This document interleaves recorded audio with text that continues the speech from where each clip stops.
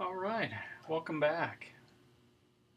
I'm going to talk now about Gestalt therapy. Extra credit for the Stalt in Gestalt. That is the correct pronunciation of it. Oftentimes people call it Gestalt.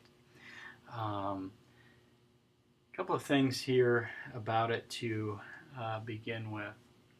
The main point of Gestalt therapy is body language. The body is far more telling than the words. And so, watching body language, watching for discrepancies, and then using those as a way to help facilitate change for the client, the helpee. Now, if you think about it, it's not that far off this idea or this premise, because lie detector tests, they look at pulse, they look at sweating of the skin, they look at respiration. There are my law enforcement training had training on watching people's eyes. If they look one way or another way, then that's symbolic of them fabricating some sort of a story to you, said differently, not telling you the truth. And so, what we'll also come across every once in a while different studies that are putting a different percentage on what part of communication is body language. And far and away more communication happens with body language than the words spoken. And so this is not that far out in left field. The creator of Gestalt therapy, Fritz Perls, was a very intense man. We're going to watch some of his work, and it is intense. It is borderline badgering. It is rude, crude as well. And so traditionally, I think people will watch him work and discount his work based on him and how he is. And I would challenge you not to do that, to look beyond him and see the premise of the theory, and because this theory is very, very, very sound. Okay, moving on.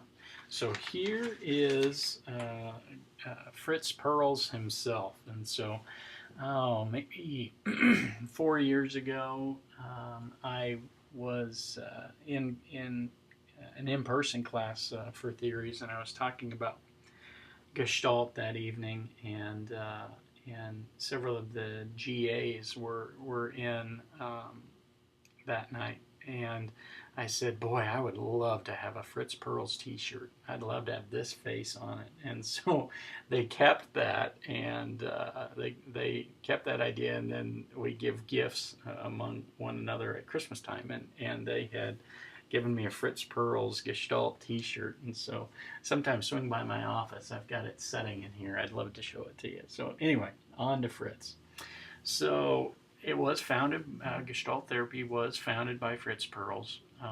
Fritz was born in Germany, Berlin, in fact, and he was Jewish. And so if you think about what was going on in Germany, World War I, World War II, Fritz did serve in the German army in World War I, but in 1933 he fled Germany because of being Jewish, as Hitler was rising to power. And so he went to South Africa and served in South African army as a psychiatrist. And so I think that's really, really interesting. He served his country in World War I, but then because of his religious values, he was that service was not valued, was not appreciated, and he had to actually flee the country that he served for. And so remember, all these theories and theorists are place and time bound, and so this all comes together here.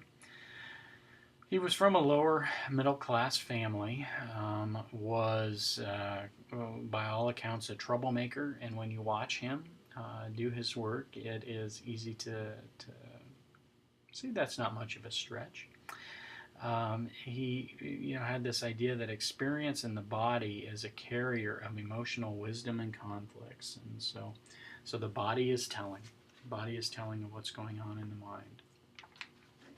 So, in Gestalt, the power to change comes from examining the present. So, everything about Gestalt is done in the moment. We're not talking about things outside the room. We're not talking about other people who aren't here. We're talking about you right here, right now. And that becomes important.